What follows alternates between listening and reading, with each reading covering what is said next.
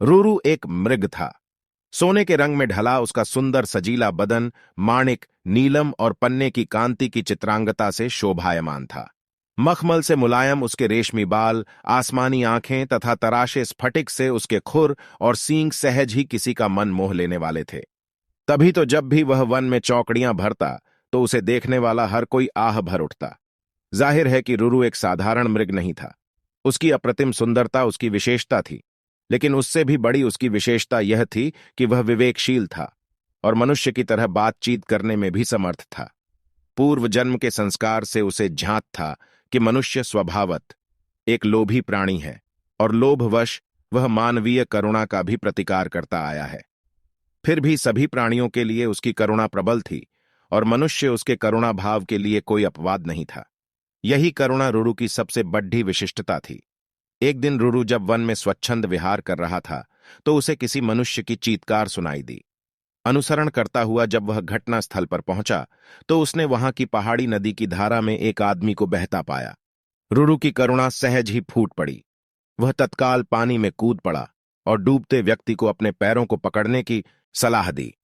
डूबता व्यक्ति अपनी घबराहट में रूरू के पैरों को न पकड़ उसके ऊपर की सवार हो गया।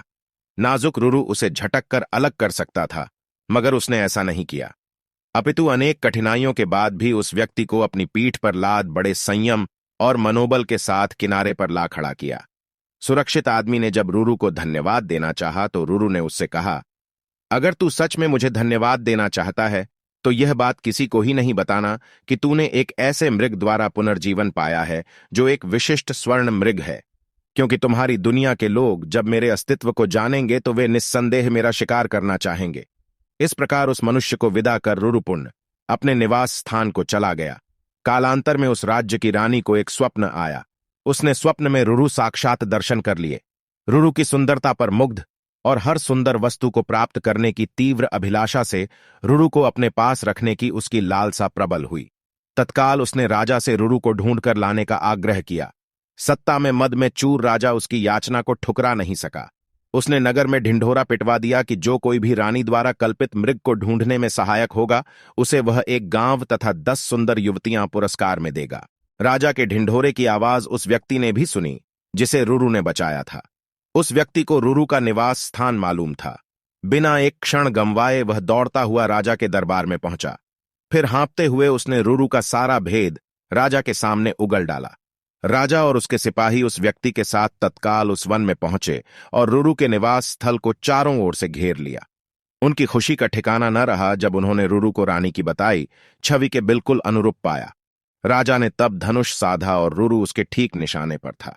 चारों तरफ से घिरे रूरू ने तब राजा से मनुष्य की भाषा में यह कहा, राजन, तुम मुझे मार डालो, मगर उससे पहले यह बताओ कि तुम्हें मेरा ठिकाना कैसे मालूम हुआ।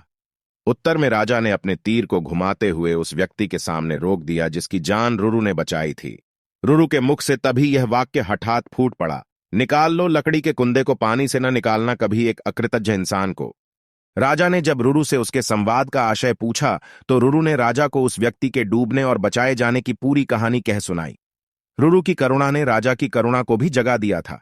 उस व्यक्ति की कृतज्ञता पर उसे रोष भी आया। राजा ने उसी तीर से जब उस व्यक्ति का संहार करना चाहा तो करुणावतार मृग ने उस व्यक्ति का वध न करने की प्रार्थना की। रूरू की विशिष्टताओं से प्रभावित राजा ने उसे अपने साथ अपने राज्य में आने का निमंत्रण दिया। रूरू ने राजा के अनुग्रह का नहीं ठुकराया और कुछ दिनों तक वह राजा के आतिथ्य को स्वीकार कर पुण्य अपने निवास स्थल को लौट गया।